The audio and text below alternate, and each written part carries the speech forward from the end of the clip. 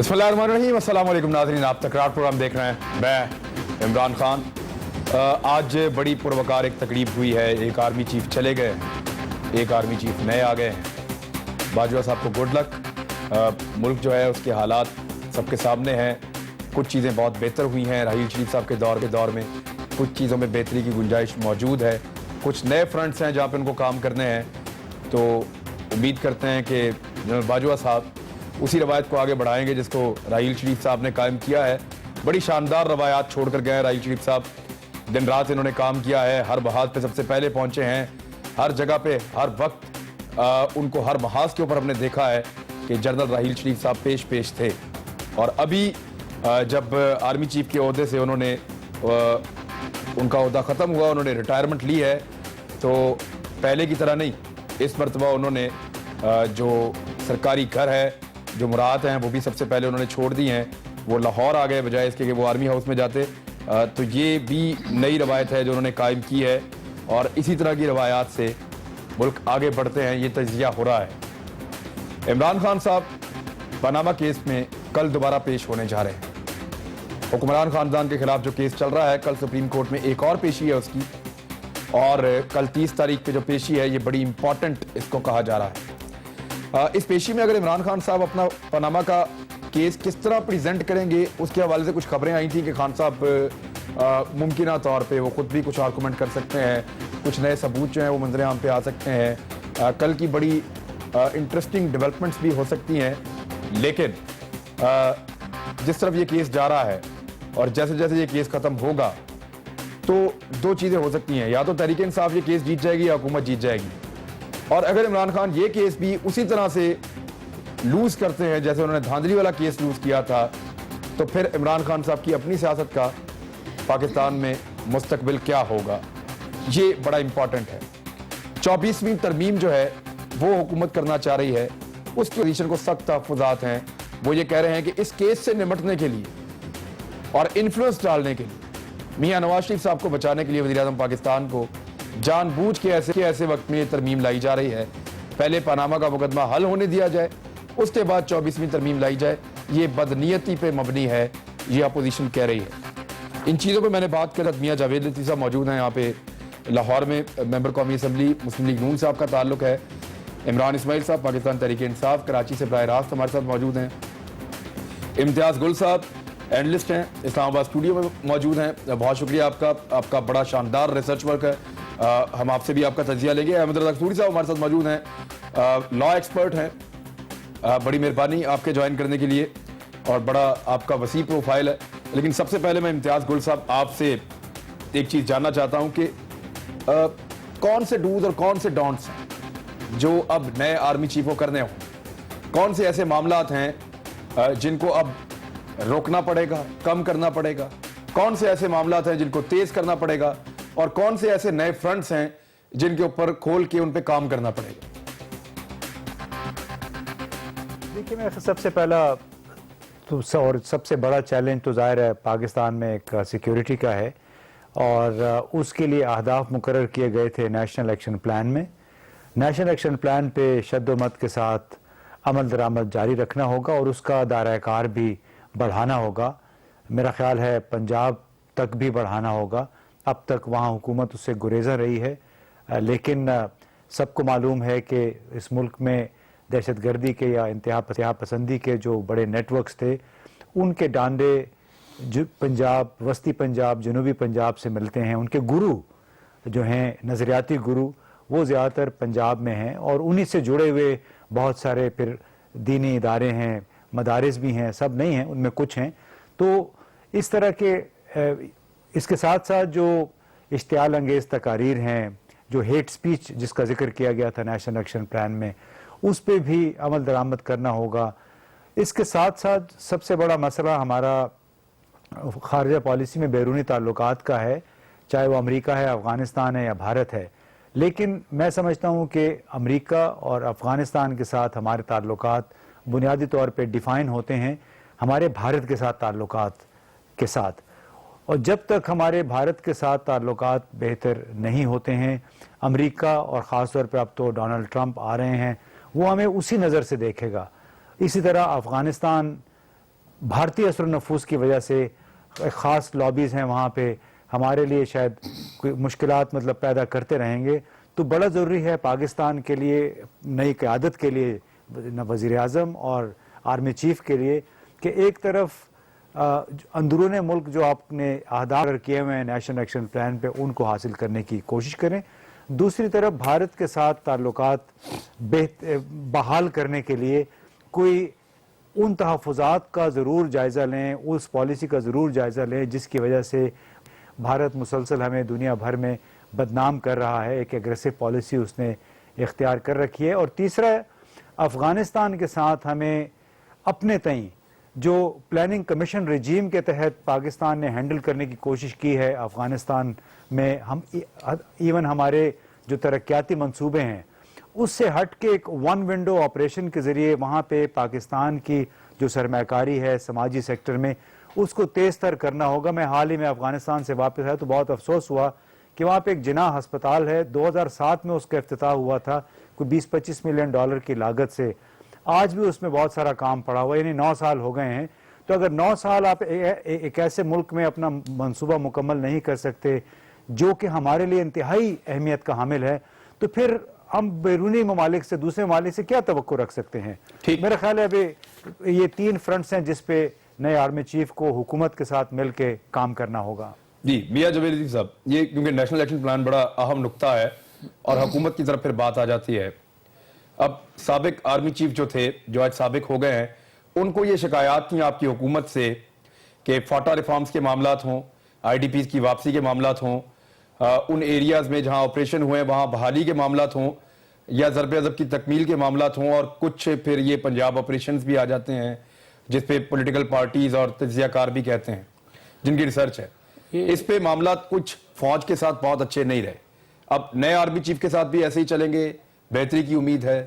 دیکھیں عمران خان, جس طرح آپ بات کر رہے ہیں کہ نیشنل ایکشن پلان پہ کچھ عمل ہوا, کچھ عمل نہیں ہوا, اسی طرح رحیل شریف صاحب نے جس طرح کام کیا, بہت سی چیزوں میں وہ بہتری لے کر آئے, کچھ چیزوں پہ بہتری لانے کی ضرورت تھی اور ہے. اسی طرح میں عرض کروں گا کہ ایک بہتر سولجر تھے, ایک ان کو فوجی معاملات پر پوری کمان تھی, انہوں نے کراچی آپریشن ہو, ضرب عضب ہو یا بلوچستان میں آپریشن ہو, انہوں نے بڑے کامیابی سے اس کو چلایا. مگر ایک سوچ اور بھی ہے, لوگوں کی سوچ یہ بھی ہے کہ جس طرح میڈیا, کچھ میڈیا ہاؤس کی جانب سے جس طرح ایک کیمپین چلائی گئی 3 سالوں میں کہ سول ملٹری ریلیشن شپ کوئی بہتر نہیں ہے اور شاید ایک آدھ دھرنے کے سے یہ پورا نظام جو ہے وہ اس کو لپیٹا جا سکتا ہے, یہ ایک نقطہ نظر بھی تھا. اور ایک نقطہ نظر اور بھی تھا, یہ تھا کہ جس طرح 2014 میں, اور یہ کہا جاتا ہے کہ یہ دفاعی ادارہ جو ہے یہ قومی مفادات پہلی اور آخری ان کی ترجیح میں یہ چیز شامل ہوتی ہے.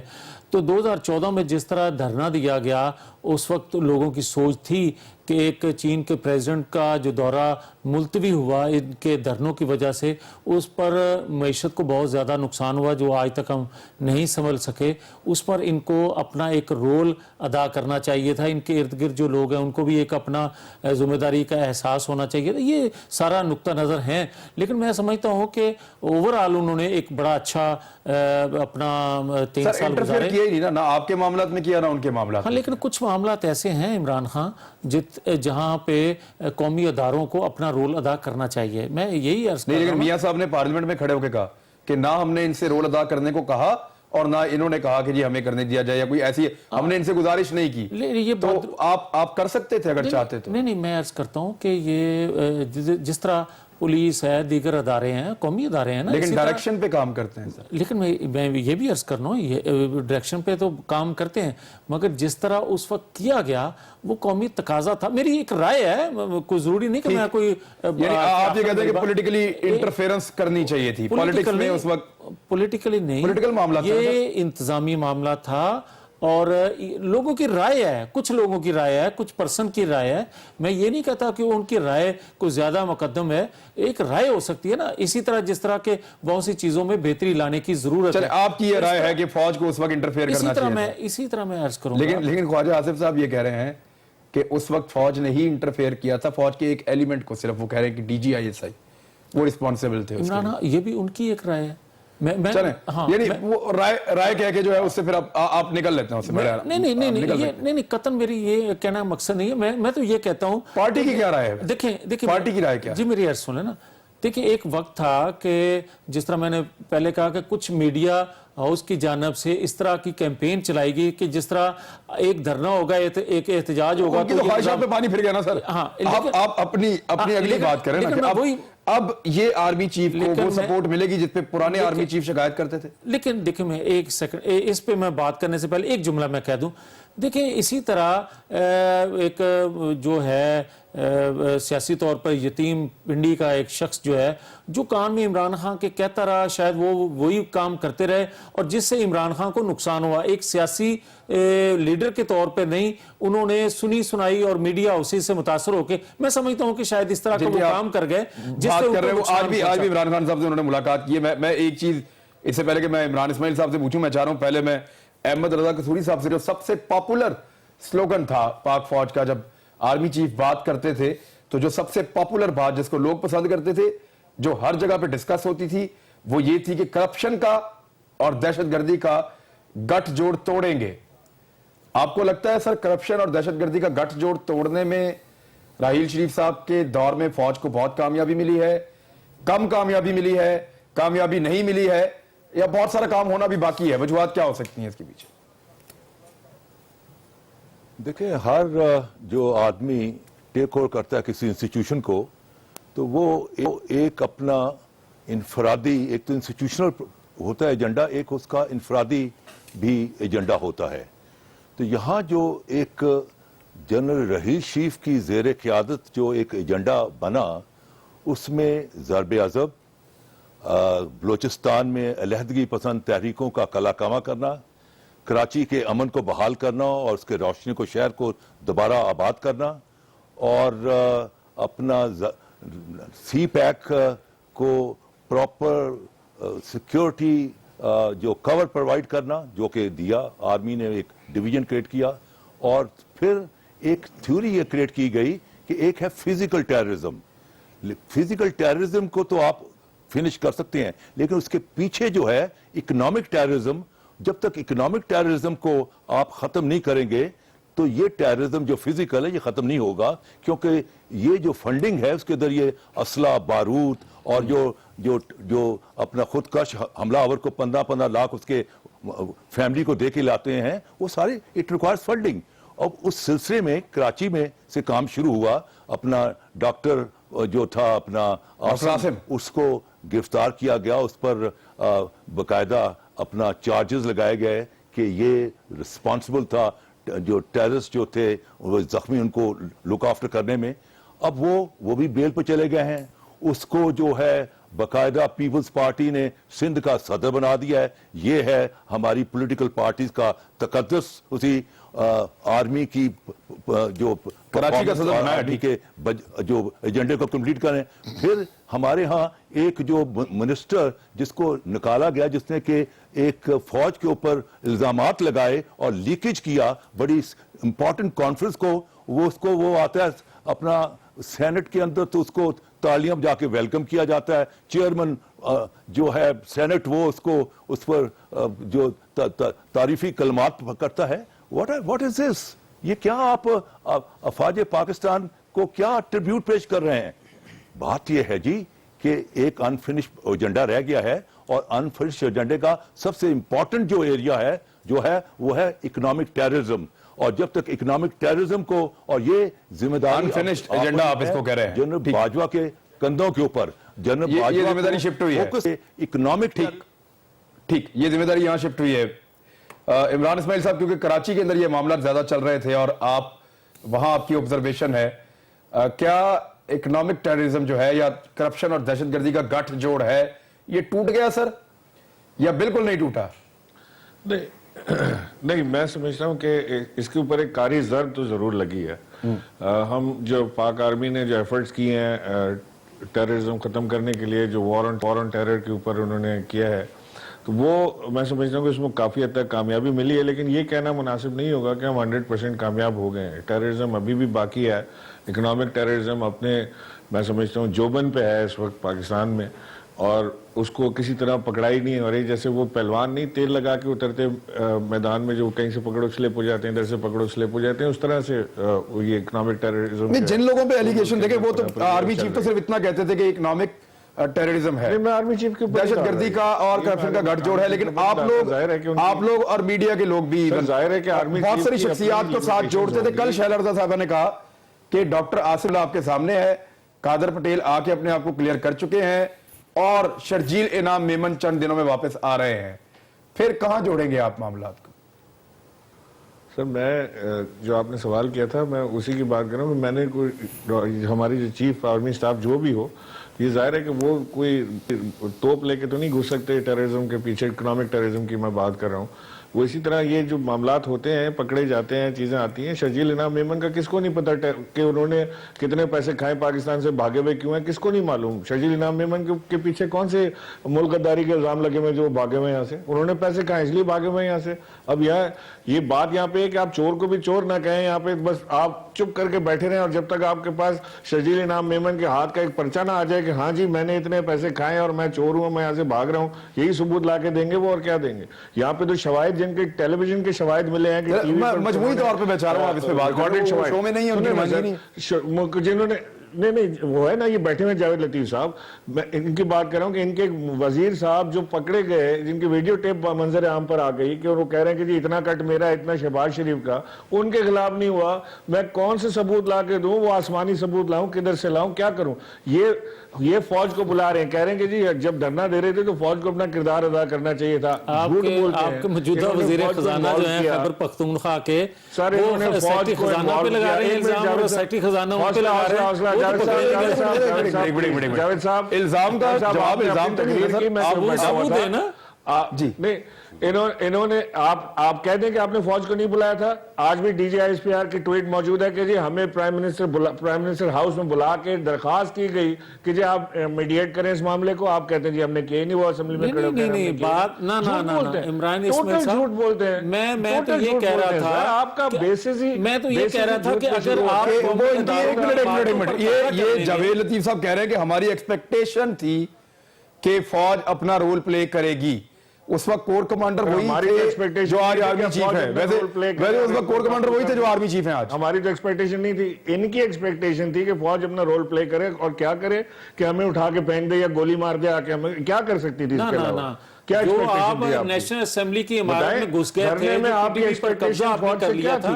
یہ تھی, یہ توقعات تھی کہ اس طرح آپ کو نہ کرنے دیا جائے, کیونکہ پاکستان کے اندر ایک ایسی شخصیت, ایک ایسی ریاست کا پریزیڈنٹ آ رہا تھا جو آپ کے پاکستان میں پیسہ لے کر آ رہا تھا.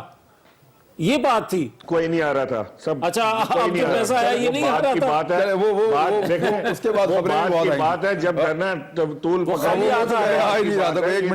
ہم کوئی پلان بنا کے آئے تھے کہ ہم چلیں میں ایک بریک لے لیتا ہوں. کل کیونکہ سپریم کورٹ کے اندر پاناما کیس دوبارہ سنا جائے گا. اعتزاز احسن صاحب سے کوشش کرتے ہیں بات کرتے ہیں, بریک کے بعد ہمارے ساتھ ہی رہیے.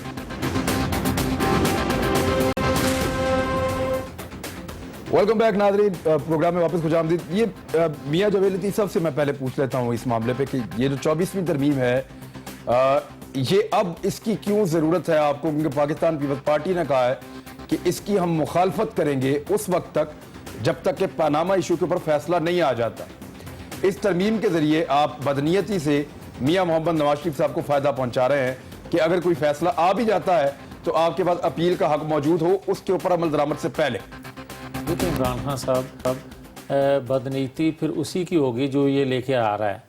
بات یہ ہے کہ یہ اپنے دور میں لے کر آئے, اور سو موٹیو جو اس وقت کورٹس لیتی تھیں اس پر ان کا یہ موقف تھا کہ اپیل کی گنجائش ہونی چاہیے, اپیل کا حق ہونا چاہیے جس کے خلاف سو موٹیو آئے.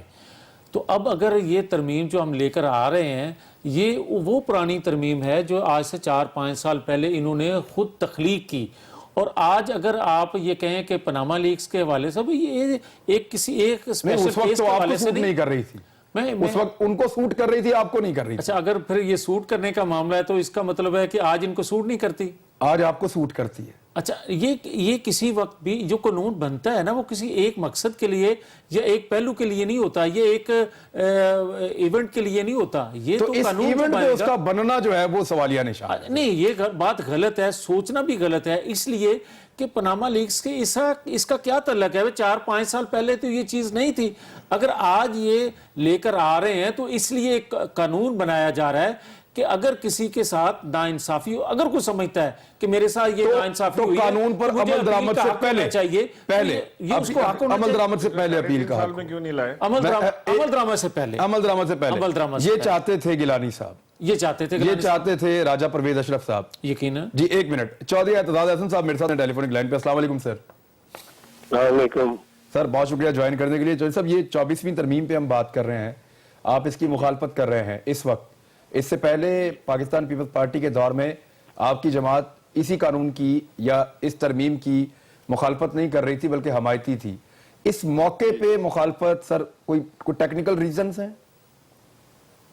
دیکھیں, اس موقع پہ تو ایک بڑی سیدھی بات پہلے ہم کر لیں. یہ جو بڑی سیریس بات ہے, سیدھی اور سیریس بات یہ ہے کہ یہ جو نواز شریف کے وکلاء ہیں انہوں نے خود میاں نواز شریف کو, اور یہ میں انفارمڈ آپ کو خبر دے رہا ہوں, اطلاع دے رہا ہوں, ٹھیک, یہ انہوں نے میاں نواز شریف کو یہ باور کروایا کوئی 10-12 دن پہلے یا 15 دن پہلے, اور ان کے سرکل سے, وکالتی سرکل سے یہ بات باہر نکلی جو مجھ تک پہنچی کہ میاں صاحب آپ نے جو موقف لیا تھا فلور آف دی اسمبلی پہ اور قوم سے خطاب میں, جس میں آپ نے کہا تھا ہم نے جو یہ تھا جناب اسپیکر, وہ سارے ذرائع, یہ وہ ذرائع تھے, یہ وہ آمدن تھی, پیسہ تھا, اور یہ پوری داستان آپ کے سامنے, پورے دستاویزات آپ کے سامنے رکھ دیے ہیں اسپیکر صاحب.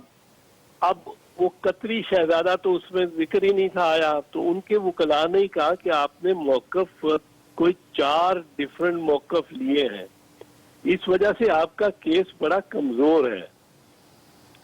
اور اس پہ انہوں نے پھر مشورہ رائے دی کہ ایک اپیل کا حق بیچ میں ہم لے کے آئیں اور آرٹیکل 184(3) میں ترمیم کریں کہ اپیل اس کے خلاف, فیصلے کے خلاف اپیل ہو سکے, کیونکہ 5 ججز کا فیصلہ امکانی طور پر, اور یہ کہہ دینا وزیر اعظم کو سمجھا دینا بڑی بات ہے, امکانی طور پر آپ کے خلاف آ سکتا ہے, اس طرح بھی کہہ دینا بڑی بات ہے.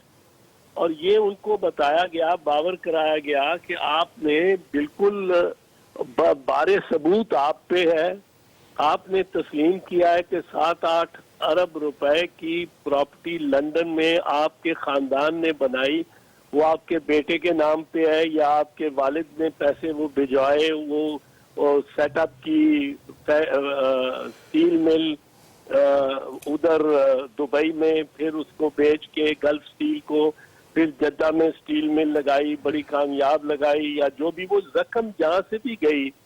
اور پھر قطری شہزادہ تو اسٹیل مل کا ذکر ہی نہیں کرتا, وہ کہتا ہے ہماری پراپرٹی بزنس میں انہوں نے پیسے ڈالے 12 ملین درہم.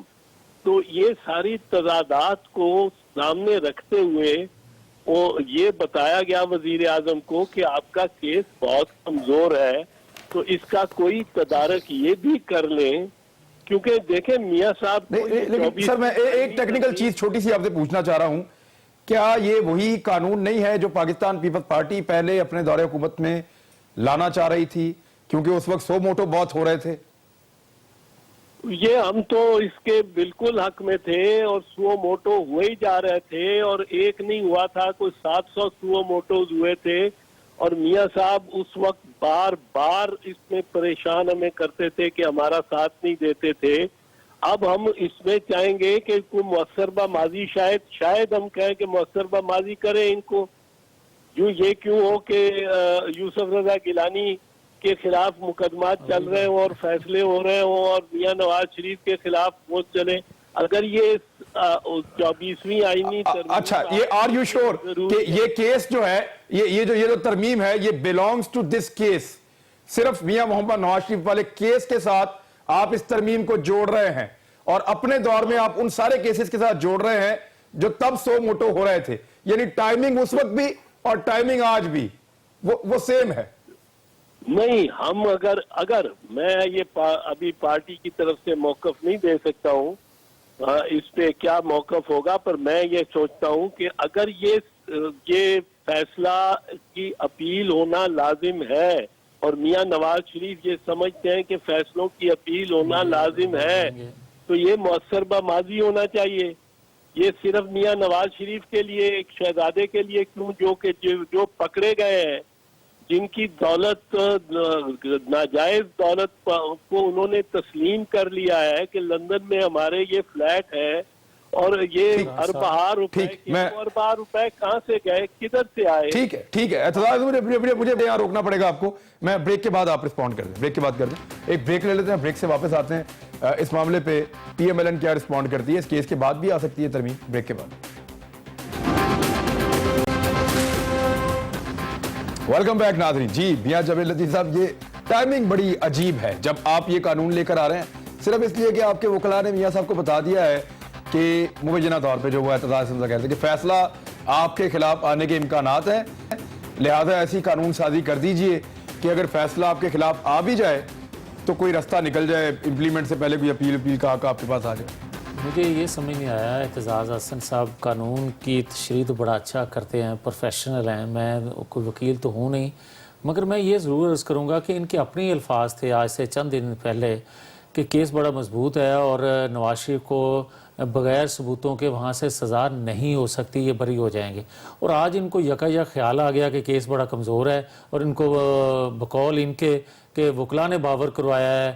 مطلب یہ باتیں اس طرح کی کرنی نہیں آپ ترمیم پہ آ جائیں نا سب, ترمیم پہ آ جائیں, ایک سیکنڈ کوئکلی آ جائیں ترمیم پہ. لیکن میں ایک چیز ضرور یہ بھی عرض کرنا چاہتا ہوں, ان کے ذہن میں یہ بات تھی اعتزاز احسن کے اور عمران خان کے, انہوں نے یہ سمجھا تھا کہ جب پرویز مشرف کا دور تھا انہوں نے تمام ریکارڈ ان کا قبضے میں لے لیا تھا, آج ان کے پاس ریکارڈ میں کوئی چیز ہوگی نہیں, کوئی ثابت کرنے کے لیے چیزیں ہوں گی نہیں, اس لیے ان کا کیس جو ہے وہ کمزور ہوگا. حالانکہ وہ تو آپ کا ریکارڈ تو آپ کا سیدھا ہو گیا نا, خط آ گیا تو ریکارڈ آپ کا جب سیدھا. آپ قطر کے شہزادے کی آپ بات کریں گے نا عمران خان, تو اگر ان کے ساتھ کوئی بزنس تھا اور یہ کوئی ریکارڈ کی چیزیں ہیں, قطر میں جو انویسٹیگیشن ادارے ہیں جو اس کو, لیکن سر اس کا پاکستان میں کوئی ریکارڈ نہیں تھا. نا میری عرض سنیں نا, میری میں سر لیکن میں نقطے سے ہٹ جاؤں گا, یہ مجھے پہلے یہ جملہ مکمل کر لینا خدا کے لیے. ان چیزوں کو اس طرح مکس اپ نہ کریں کہ لوگوں کو جس طرح ساتھ بیوقوف بنائے رکھنے کی کوشش کی گئی, آج بھی یہی کیا جا رہا ہے. بھائی ایک کورٹ میں کیس چل رہا ہے نا, تو کورٹ میں اگر ہم غلط ہو گئے تو ہمیں سزا مل جائے گی. بالکل ٹھیک ہے, یہ تو کوئی میں اس معاملے پہ صرف میں امتیاز گل صاحب آپ کی رائے لیتا ہوں, اور پھر کیونکہ ماہر قانون ہے احمد رضا قصوری صاحب, وہ بھی اس پہ اپنی رائے دیں گے کہ 24ویں ترمیم کا اس موقع پر آنا شک و شبہ گنجائش ہے سر اس کی, جو اعتزاز احسن کہہ رہے ہیں کہ اب اگر وہ لے کر آ رہے ہیں تو اس لیے لا رہے ہیں کہ ان کو نظر آ رہا ہے کہ ایک کیس کا فیصلہ ہونے والا ہے, لیکن اس موقع پہ نہیں ہے, 4 سال پرانی ہے. ٹھیک جی امتیاز گل صاحب. دیکھیے بھلے اعتزاز احسن صاحب یہ کہیں نہ کہیں, آپ نے غور کیا ہوگا انہوں نے یہ بھی کہا کہ یہ میری اپنی ذاتی رائے ہے اور مجھے نہیں معلوم کہ پارٹی کی کیا پوزیشن ہوگی, تو اس میں مجھے کوئی بہت بڑا مسئلہ نظر نہیں آتا, کیونکہ تینوں بڑی جماعتوں کے لوگ اس کا شکار ہوئے ہیں, یہ پاناما لیکس ہو یا بہاماس پیپرز ہوں. تو میرا خیال ہے کہ جب ترمیم کی باری آئے گی تو سب شاید اس کے حق میں ووٹ کر دیں گے, کیونکہ یہ تو عمراء کا, اشرافیہ کا غالباً ایک ایکا ہو جائے گا پارلیمان کے اندر کہ you don't scratch my back, I don't scratch yours, کہ مطلب ایک دوسرے کو تنگ نہیں کرتے, ایک دوسرے کو بچاتے ہوئے آگے چلتے ہیں. ہاں البتہ اگر واقعتاً سپریم کورٹ کے ججوں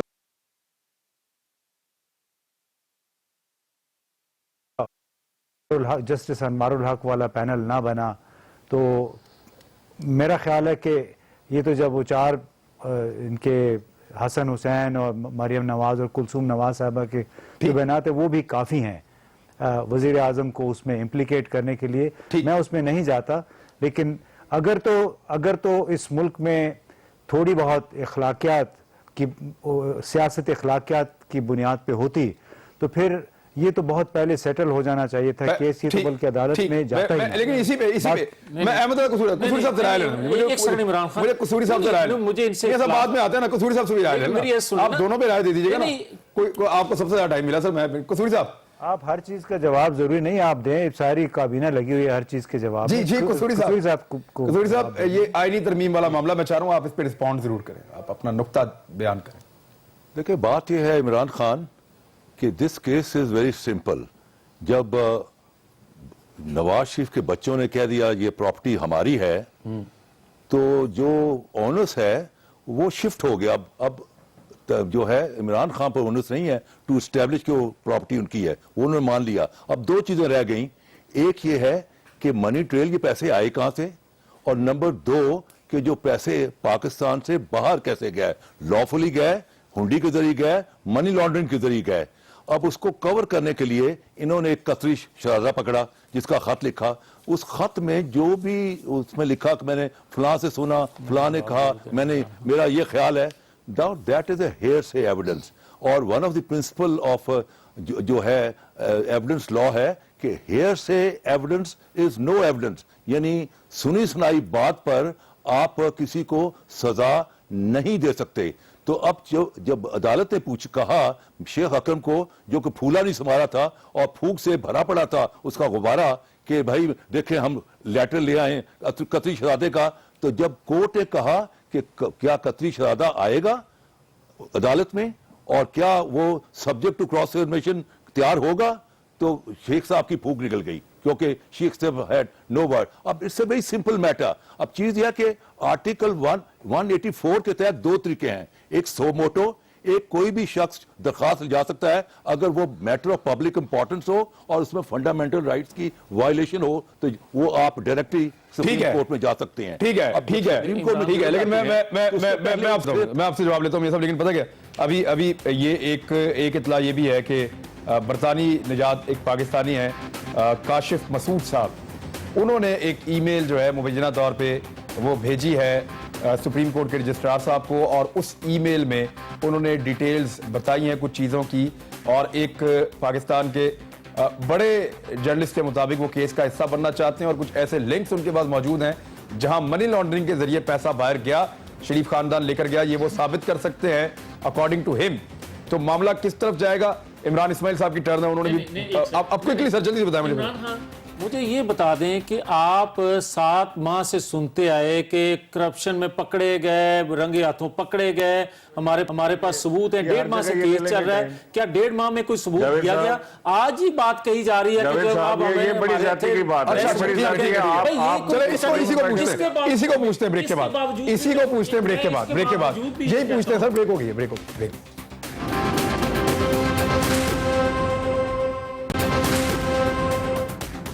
ویلکم بیک ناظرین. جی عمران اسماعیل صاحب, یہ اب جاوید لطیف صاحب کا وہی نقطہ ہے جو بار بار آ رہا ہے.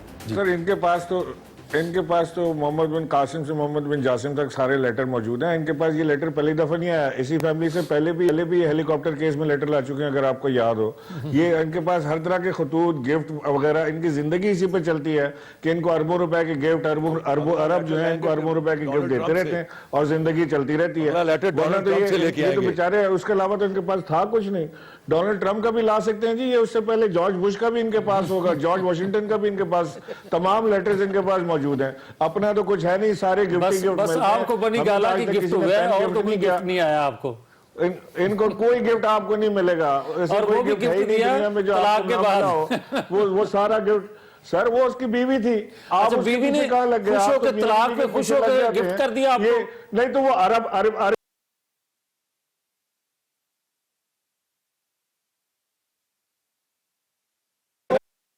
मैं कह रहा हूं मुनासिब नहीं है, आप उधर जा रहे हैं, नामुनासिब है, नामुनासिब है, नामुनासिब है, बताओ ना, मुझे बताएं। गैर मुनासिब है। मैं तो आपसे जिंदगी में बात कोई बना काम के नहीं तो नहीं किया, कर उसको रहा। कुछ कैसे आया ये?